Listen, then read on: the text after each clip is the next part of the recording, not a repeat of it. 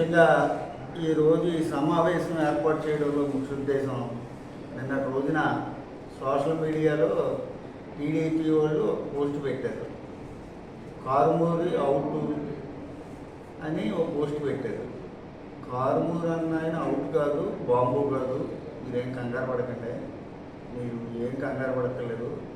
ఆయన మీ కూటమి నాయకులు తప్పుడు కేసులు పెట్టినా ఎదుర్కోవడానికి సిద్ధంగానే ఉన్నాడు. అవసరమైతే జైల్లో నుంచి అయినా నామినేషన్ వేస్తారు. అందుకని మీరు వర్రీ అవ్వక్కర్లేదు. అణుగు నియోజకవర్గంలో ఆయనే పోటీలో ఉంటాడు, వెనక్కి తగ్గేది లేదు. మీరు అనవసరమైన ప్రోపగాండాలు, బ్యాడ్ ప్రోపగాండాలు ఏం చేయొద్దు.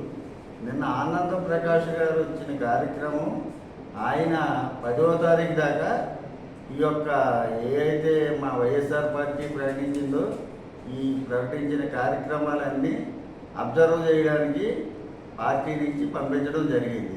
10వ తారీఖున తర్వాత మళ్ళీ ఆయన ప్లేస్లోకి ఆయన వెళ్ళిపోతాడు.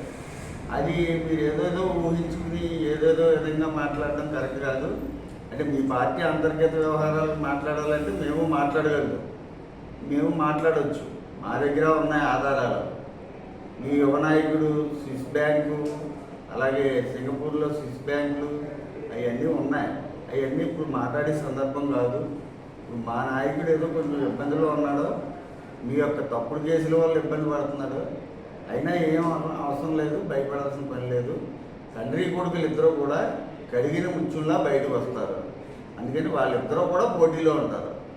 తండ్రి ఎక్కడ ఉంటాడో, కొడుకు ఏలూరు ఉంటాడు.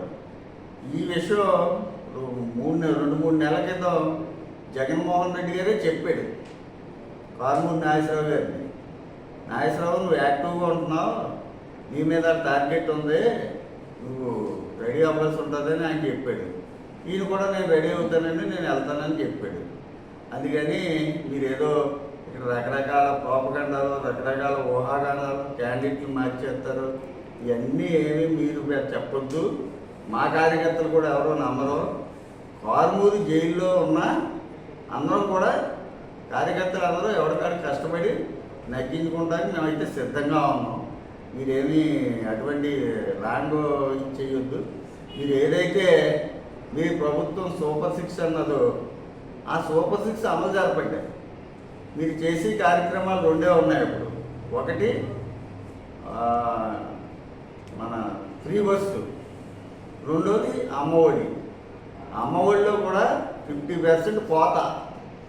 మీరు మీ కూటమి నాయకులు మీకు ఏదైనా స్కూల్కి వెళ్ళి, ఏదో స్కూల్కి మీకు నచ్చిన స్కూల్కి వెళ్ళండి.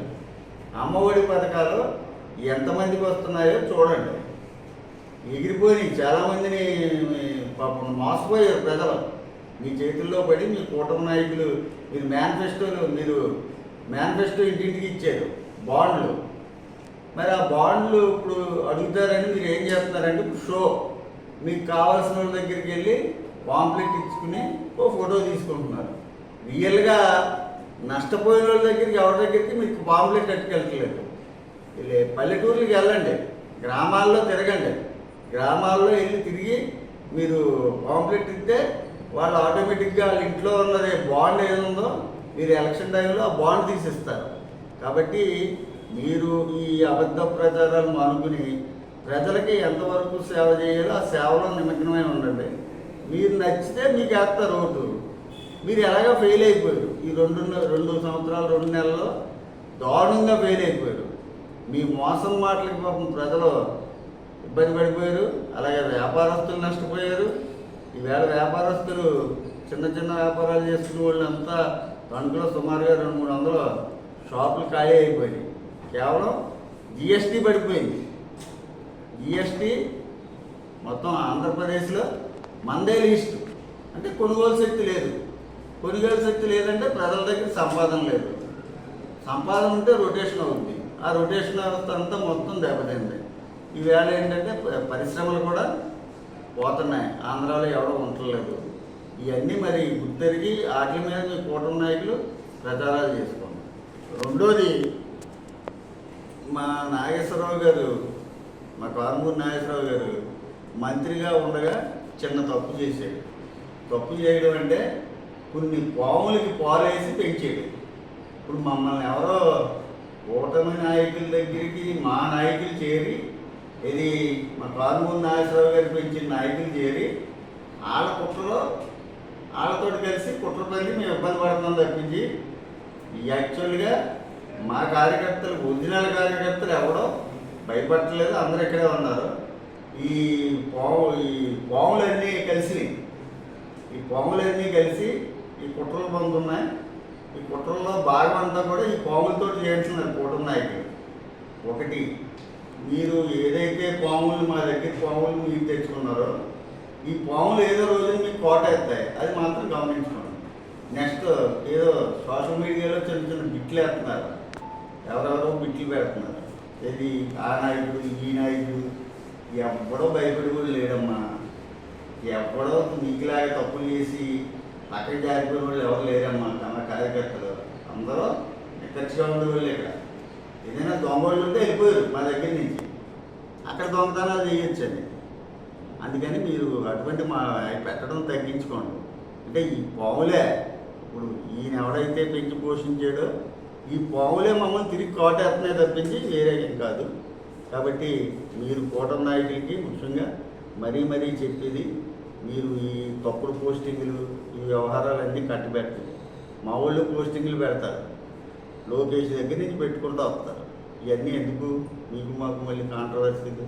మీరు ఏదైనా డెవలప్మెంట్ గురించి మాట్లాడండి, డెవలప్మెంట్ గురించి విమర్శించండి, పడతాం. అంతేగాని మీరు లేనిపోనిగా వ్యక్తిగతంగా విమర్శించడం, నిన్న ఏదో ఆనంద్ ప్రకాష్ గారి ప్రెస్ మీట్ మాట్లాడేదని దాని గురించి, డిఎస్సి గురించి కోర్టులుని మీరు తప్పుదోవ పట్టించారు. మీరు తప్పుడు కేసులు వేస్తున్నారు, ఆ తప్పుడు కేసులు వేసి అదేమో డిస్మిస్ చేయించుకుంటున్నారు. చేయించుకున్నాక ఏం చేస్తున్నారు, మా ఒరిజినల్ నాయకులు వెళ్తుంటే ఆల్రెడీ డిస్మిస్ అయిపోయింది కదా, ఈ మ్యాటర్ లేదంటున్నారు అని మీరు కోర్టులు కూడా తప్పుదోవ పట్టించే సమర్థులు మీరు ఏదో చెప్తున్నారు. అదే మీకు దమ్ము ధైర్యం ఉంటే మీరే డైరెక్ట్గా సిబిఐ ఎంక్వైరీ చేయించండి. సిబిఐ ఎంక్వైరీ మీరే ఎంచుకోండి. అలాగే సిబిఐ ఎంక్వైరీ చేసే ముందు లోకేషన్ రాజీనామా చేయించండి. ఈ రెండు చేయించండి. మేము ఏదో చేస్తాం 1600 మంది, కానీ జగన్ గారు అయితే సచివాలయంలో ఎంప్లాయీస్ వాలంటీర్లు సుమారు 2 లక్షల మందికి ఉద్యోగాలు ఇచ్చారు. మీరు 2 సంవత్సరాల్లోనే ఎవరికైనా నిరుద్యోగికి ఎవరికైనా ఉద్యోగాలు ఇచ్చారా? 1. 2, మీరు ఏదైతే ఈ 2 సంవత్సరాల్లో 5 సంవత్సరాల్లోనే 20 లక్షల మందికి ఇస్తా అన్నారు. 20 లక్షల మందికి ఇవ్వకపోతే నిరుద్యోగ వృత్తి ఇస్తున్నారు. ఎవరైనా నిరుద్యోగ వృత్తి ఎక్కడైనా రాష్ట్రంలో ఏ మూలైనా ఎవరికైనా ఒక్కడికైనా నిరుద్యోగ వృత్తి ఇచ్చారా? ఇట్లా అన్నిటికీ సమాధానాలు చెప్పండి. మీరు ప్రజలు రేపు అడుగుతారు. ఇంకా అధికారం ఎలక్షన్ దగ్గరికి వచ్చి కొద్ది మీకు ప్రజలు మీ సంగతి ఏంటో తేలుతారు. కాబట్టి ఈ తప్పుడు ప్రచారాలు మానుకుని గౌరవంగా మాట్లాడండి. వ్యక్తిగతంగా ఎవరిని మాట్లాడొద్దని చాలాసార్లు చెప్పాను, ఇప్పుడు కూడా చెప్తాను. Okay, thank you.